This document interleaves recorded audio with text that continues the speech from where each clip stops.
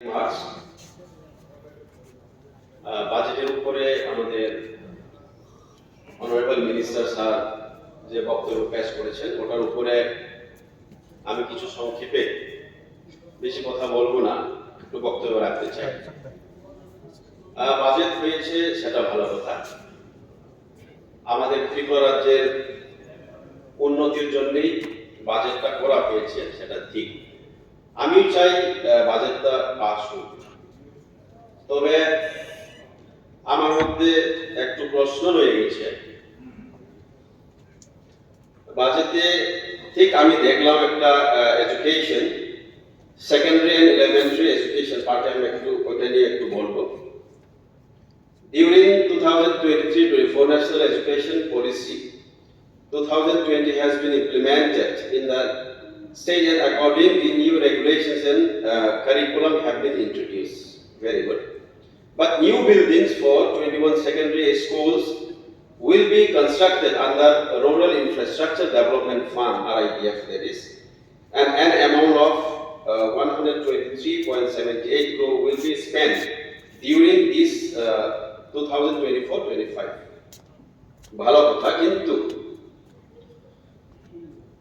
বাজেটটা রাখা হয়েছে 21টা সেকেন্ডারি স্কুল তৈরি করবার জন্য, কিন্তু যেহেতু আমি 41 অম্পিনগর রিপ্রেজেন্ট করছি তাই, এবং আমাদের অম্পিনগর সবাই জানেন একটা অ্যাসপিরেশনাল ব্লক, তো সেই অনুসারে বাজেটের মধ্যে আমি দেখিনি অনেকগুলি, প্রায় 14-15টার মতো ওখানে হাই স্কুল আছে এবং হায়ার সেকেন্ডারি স্কুল আছে প্রায় 3-4টে।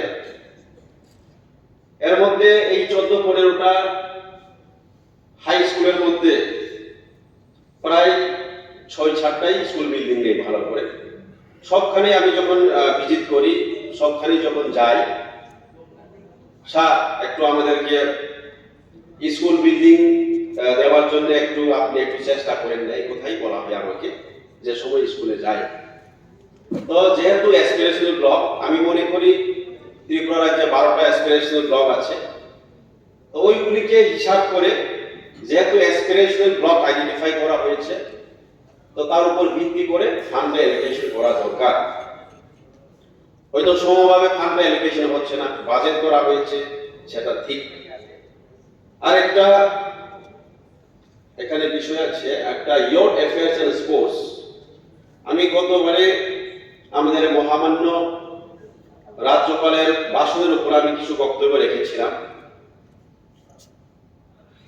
অম্পিনগর অ্যাসেম্বলির মধ্যে আমার মনে হয় ত্রিপুরা রাজ্যের সবচেয়ে ন্যাশনাল মিড ফুটবল প্লেয়ার এবং ইন্টারন্যাশনাল ফুটবল প্লেয়ার্স, অনেক এখন প্রতিভাবান প্লেয়ার্স আছে, কিন্তু এখানে আমি দেখলাম like synthetic turf football ground, multipurpose sports হল, athletic track, synthetic turf hockey ground, swimming pool, open gymnasium are being constructed at different locations of the state. কিন্তু আমার কনস্টিটিউশনের মধ্যে বোধহয় শুধু একটাই দিন দেখেছিলাম কি একটা ওপেন জিমনাসিয়াম, একটা 4-5 লাখের একটা বাজেট করা হয়েছিল।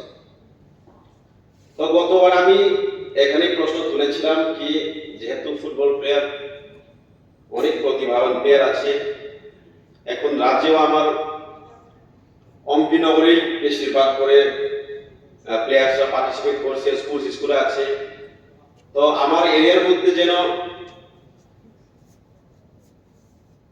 একটা ভালো ফুটবল গ্রাউন্ড, একটা উন্নত মানের ফুটবল গ্রাউন্ড ইনক্লুডিং গ্যালারিজ একটা করে দিলে বা বাজেটের মধ্যে একটা ঢোকালে বোধহয় ইনক্লুড করলে বোধহয় একটু ভালো হবে। তার জন্যই আমি এখানে বাজেটটাকে পুরোপুরি সমর্থন করতে পারছি না, এবং হেলথের বিষয়ে একটু আমি বলতে চাই। ঠিক হেলথের উপরে আমি গতবার প্রশ্ন তুলেছিলাম। সিএইচসি অম্পিনগরে একটা আছে এবং পিএইচসি একটা আছে, তার মধ্যে ডক্টরের অভাব, একটা সিএইচসি চালাতে গেলে মিনিমাম 6 জন করে ডাক্তারের প্রয়োজন হয়, সেই জায়গাতে 3 জন, এবং তৈরিতে ঠিক পিএইচসি আছে ওখানে 2 জন দিয়ে ডাক্তার চালাচ্ছে হসপিটাল কোনো মতে। এরপরে ইকুইপমেন্টস, ডাক্তাররা বারবার বলে আমাকে বলেছেন কি আমাদেরকে ইকুইপমেন্টস এর ব্যবস্থা করে দিন, ডাইরেক্টরের সাথে কথা বলে একটু ব্যবস্থা করে দিবেন, কোনো ইকুইপমেন্টস নেই। তো আমার প্রশ্ন হচ্ছে বাজেটের মধ্যে যখন ধরা হয় শুধু নাকি ঘর বানানোর জন্যই নাকি বাজেটে ধরা হয় না, সেখানে ডাক্তারের অ্যাপয়েন্টমেন্টের ব্যাপারে ইকুইপমেন্টস এর ব্যাপারে বোধহয় বাজেটটিকে ধরা হয় না। এটা আমার কাছে একটা প্রশ্ন মনের মধ্যে জেগে থাকে হেলথের ব্যাপারে। আর একটা লাস্টলি, আমি বেশি কথা বলবো না,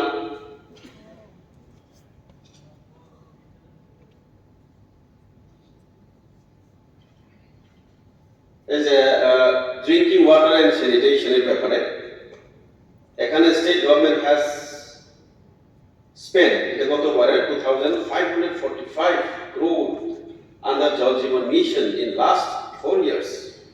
কিন্তু আমি বলতে চাই অ্যাজ অ্যান অ্যাসপিরেশনাল ব্লক অনেকগুলি নাম আছে, এখন আমি বললে শেষ হবে না।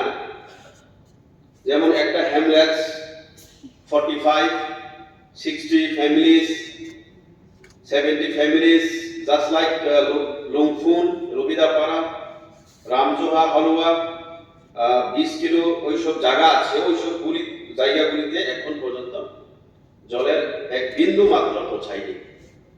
তো মাননীয় মন্ত্রী মহোদয়ের কাছে আমি এটাই অনুরোধ রাখবো, বাজেটের মধ্যে এবং ফান্ড অ্যালোকেশনের মধ্যে যেন একটা সমভাবে ইকুয়ালি ফান্ড অ্যালোকেশন করা হোক, সেটাই মাননীয় মন্ত্রীর কাছে একটা অনুরোধ থাকবে।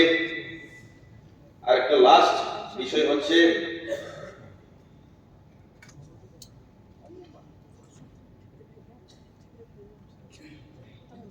রুটস এন্ড ব্রিজ, রাস্তার উপরে আমি কিছু কথা বলতে চাই। এখন আমাদের অম্পি নগর হয়ে তেলিয়ামড়া থেকে খোয়াই থেকে শুরু করে অমরপুর হয়ে সাবরুমে চলে যাবে। অনেক বছর আগে আমি শুনেছিলাম কি 2 লেন হবে হবে হবে, কিন্তু এখন অবধি এই সার্ভেই চলছে। একটা ছোট্ট রাস্তা, তেলিয়ামড়া হচ্ছে একটা সাব ডিভিশন এবং অমরপুর একটা সাব ডিভিশন। এই সাব ডিভিশনের রাস্তার মধ্যে এত ছোট রাস্তা, ওইদিকে চলাফেরা করতে গিয়ে আমার 2 বার গাড়ির সংঘর্ষ হতে হয়েছিল। কোনো কারণে ভগবানের কৃপায় জীবনটা বেঁচে যায় আমার। এত ছোট রাস্তা, তো এখন ডাবল লেন বা 2 লেনের প্রশ্ন যেহেতু উঠে এসেছে, সেইগুলো যেন সরকারের প্রতি আমার একটা অনুরোধ যেন তাড়াতাড়ি হোক। এবং এমনও আমি শুনেছি, এবং যেহেতু রুটস এন্ড ব্রিজের উপরে আমি কিছু হয়তো টপিক্সের একটু বাইরে গিয়ে আমি কথা বলবো।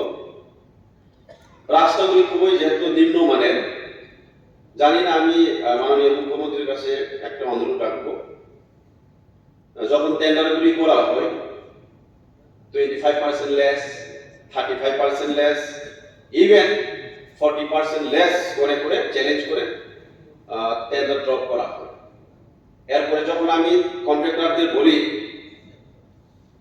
কাজটা সুন্দরভাবে করুন, তো আমার কাজটা একটু 30% লেস একটু মাফ করে দেওয়ার জন্য অনুরোধ করে আমাকে। তো কিভাবে আমি মাফ করে দেব, কিন্তু রাস্তা খারাপ হলে সরকারের যেমন নাম খারাপ হবে, আমার প্রতি কিছু মানুষ প্রশ্ন করবে। তাই মাননীয় মুখ্যমন্ত্রীর কাছে আজকে এই বাজেট অধিবেশনের মাধ্যমে মাননীয় স্পিকারের মাধ্যমে আমি বলতে চাই, সেইগুলি যেন ভবিষ্যতে কিভাবে সংশোধন করা যায়। কারণ এত পার্সেন্ট লেস করে কাজ করে করে 6 বা 7 মাসের মধ্যেই কিন্তু রাষ্ট্রগুলো সব উঠে যায়। সরকারের টাকা অপচয় হচ্ছে, অথচ কাজের কাজ কিছু হচ্ছে না। বাজেট করা হচ্ছে, কিন্তু বাজেটটা নদীতেই ভেসে গেছে।